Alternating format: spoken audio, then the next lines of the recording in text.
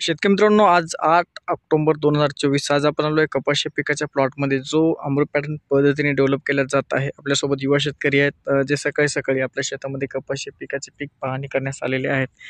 त्यांचे काही प्रश्न आहेत आणि त्यांचेच प्रश्न ज्या प्रकारे आहेत तशा असंख्य युवा शेतकऱ्यांचे सुद्धा प्रश्न आहेत. आपण त्यांच्याच प्रश्नातून सगळ्या शेतकऱ्यांच्या प्रश्नाचे उत्तर देईल अशा प्रकारे आज आपण प्रयत्न करणार आहोत. तर भाऊ, आपण कुठून आले? आम्ही शिवनी गावावरून आलो, समुद्रपूर तालुका, जिल्हा वर्धा. आणि तुम्ही स्पेशली कापूस पाहण्यासाठी, आणि आपले अजून काय प्रश्न आहेत? अजून चण्याचे प्रश्न आहेत. चण्या म्हणजे हरभरा कसा पिकवायचा, हरभरा कसा एकरी उत्पादन अधिक घ्यायचं. आज आपल्याला जेव्हा तुम्ही तिथून निघाले तेव्हा कपाशी पिकाचं आपण जेव्हा सोशल मीडियामध्ये यूट्यूब असो, इन्स्टा असो, फेसबुकला जे काही उत्पादन सांगतो 40-50 क्विंटल, हे लोकांना शक्य वाटत नाही. पण जेव्हा इथं आल्यानंतर आज 8 ऑक्टोबरला इथं आले आणि तुम्हाला सुरुवातीला तिथून निघताना जी संकल्पना होती आणि इथं आल्यानंतर प्लॉट बघितल्यानंतर तुम्हाला काय वाटते? आम्हाला वाटलं नव्हतं, म्हणजे युट्यूबवर व्हिडिओ बघितले होते आम्ही.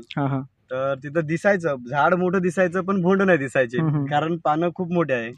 तर ते बघण्यासाठी म्हणजे आपण तिथं ज्या ठिकाणावर प्लॉट आहे तिथं बघितलं तर आपल्याला कळणार, म्हटलं का होणार खरंच आहे की नाही, तेच आहे का नाही. बरं, आज तुम्ही मी शेतात येण्यापूर्वी इथे आले, समजा तुम्ही माझ्या समोर तर तुम्ही झाड नाही मोजले, पण मी येण्याआधी तुम्ही इथं झाड मोजले. तर किती बोंड वगैरे इथं आहेत? एका फळ बांधलेले नाही का वरच्या 15, 16, 17 असेच होते. आणि पूर्ण झाड खूपच 250-300 मोजलं नाही तुम्ही, सोडलं अर्ध्यातून? सोडलं म्हणजे सुरुवात केली आम्ही मोजायला, चॅलेंज केला की आता आम्ही आजपर्यंत व्हिडिओ बघितले, व्हिडिओ मध्ये कोणी मोजले नाही, तर आम्ही म्हटलं का मोजू, म्हटलं तर आम्ही चॅलेंज केला, पण आमच्याने मोजणं झालं नाही, सोडून दिलं. तर तुमचे प्रश्न जे आहेत हरभऱ्याविषयी, ते पहिला प्रश्न काय आहे तुमचा, म्हणजे जेणेकरून तुमचं समाधान त्याचबरोबर प्रेक्षकाचं सुद्धा समाधान होईल? सुरुवातीला म्हणजे सुरुवातीला पेरण्याआधी खताचं नियंत्रण कसं करायचं, म्हणजे नियोजन. तर महत्वाचं आहे, खताचं व्यवस्थापन करताना आपण व्हेरायटी म्हणजे हरभऱ्याची जात कोणती घेत आहोत यावर सर्व डिपेंड आहे. आता बरेच शेतकरी गावरानीमध्ये घेतात, गावरानीमध्ये सुद्धा व्हेरायटी कोणती घेतात यावर डिपेंड आहे. काही व्हेरायटीचं अंतर आपल्याला मोठं घ्यायचं आहे, त्या ठिकाणी खत व्यवस्थापन आपल्याला जास्त करावं लागते. किंवा काही ठिकाणी जसं की जॅकी 9218 आहे किंवा मग दिग्विजय आहे, हे जे आपण पारंपरिक पद्धतीमध्ये आजपर्यंत व्हेरायटी घेत आलेल्या आहोत की नाही, याच्यामध्ये आपल्याला जास्त प्रमाणात रासायनिक खताची आवश्यकता नाही. जसं की आपण जॅकी 9218 घेत असाल किंवा दप्तरीची कोणती व्हेरायटी घेत असाल किंवा दिग्विजय घेत असाल, तर अशा ठिकाणी आपल्याला रासायनिक खत व्यवस्थापन करताना सर्वप्रथम आपल्याला आपल्या शेतामध्ये चांगल्या प्रकारे मशागत करायची आहे. मशागत म्हणजे जसं की 3 फाळी, जर आपल्या शेतामध्ये अधिक तणाचा प्रादुर्भाव होत असेल तर 3 फाळी करू शकता. त्यानंतर आपल्याला खत व्यवस्थापन करायचं आहे. खत व्यवस्थापन करताना काय करायचं की एका एकरसाठी आपल्याला 3 bag single super phosphate powder फॉर्ममध्ये घ्यायचं आहे. आता अनेक शेतकऱ्यांना पावडर फॉर्ममध्ये मिळत नाही, दाणेदारमध्ये घेतात. तर दाणेदारमध्ये कसं आहे, जसं आपण फेकतो तेव्हा आपल्याला समप्रमाणात आपल्या शेतात पडते, हे आपल्याला लक्षात येत नाही. त्याच्यामुळे पावडर फॉर्ममध्ये जर घेतलं तर चांगल्या प्रकारे रिझल्ट त्याचा आपल्याला बघायला मिळेल. आणि जर आपल्याकडे पावडर फॉर्म नसेल तर दाणेदार आपण घेऊ शकता 2 ते 3 बॅग.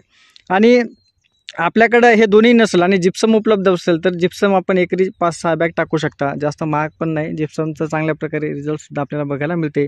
आता महत्त्वाचं झालं हे जे आपण गावरानी चण्याचं आहे, याचबरोबर जर गावरानीमध्ये आपण विश्वरासारख्या किंवा जे आपण जास्त अंतरामध्ये व्हेरायटी घेतो त्या व्हेरायटी जर आपण घेत असेल तर ज्या ठिकाणी आपण 3 बॅग सिंगल सुपर फॉस्फेट टाकलं त्या ठिकाणी आपल्याला 4 बॅग टाकायचं आहे गावरानीसाठी.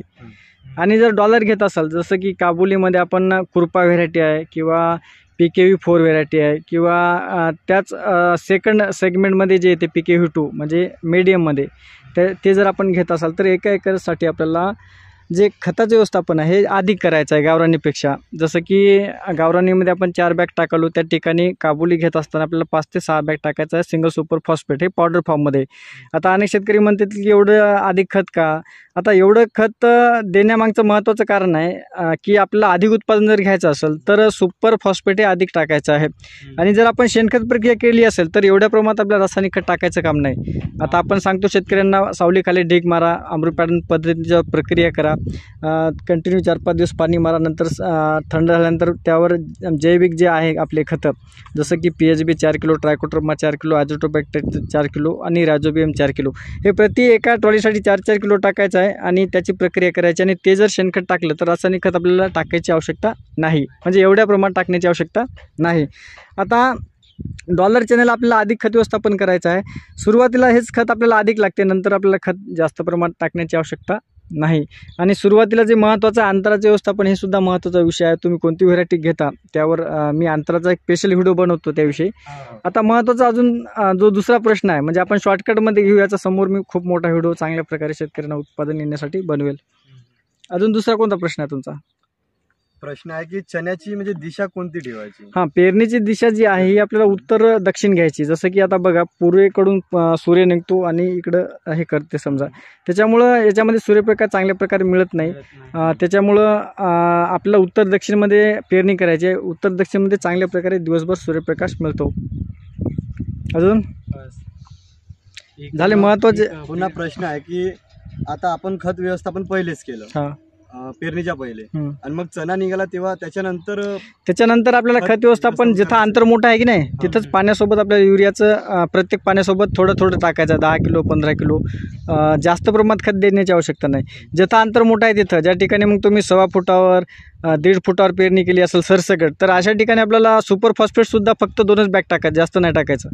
आणि पेरणीसोबत 1 बॅग 10-26 द्यायचं, जास्त खतं नाही द्यायची जिथं अंतर कमी आहे त्या ठिकाणी.